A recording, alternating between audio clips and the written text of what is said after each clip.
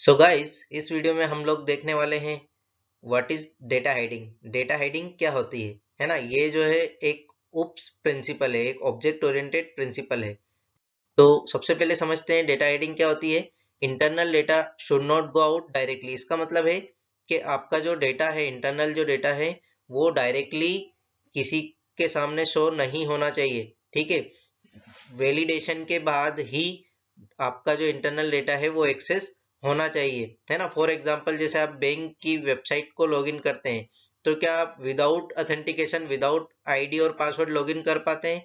तो नहीं, है ना। इसका मतलब क्या है कि उन्होंने डेटा को हाइड कर रखा है। जब भी कोई ऑथेंटिकेट पर्सन लॉगिन करेगा वैलिड वैलिड ऑथेंटिकेशन के साथ में, तभी आपका डेटा शो होगा। अदरवाइज वो डेटा प्राइवेट है, वो डेटा क्या है, हाइड है। ठीक है। So how can we achieve data hiding in Java?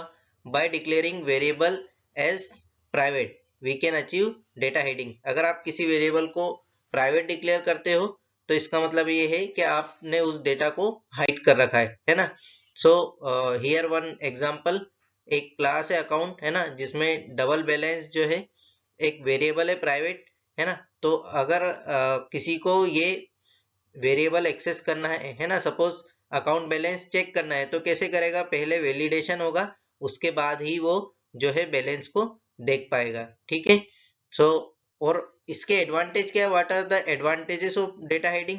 सो इसका एडवांटेज है सिक्योरिटी। अगर आपको कहीं सिक्योरिटी अचीव करना है, सिक्योरिटी लगाना है अपने प्रोग्राम में, अपने कोड में, तो आप जो है उस वेरिएबल को प्राइवेट बना दो और वो वेरिएबल क्या हो जाएगा, सिक्योर हो जाएगा। इसी को हम बोलते हैं डेटा हाइडिंग।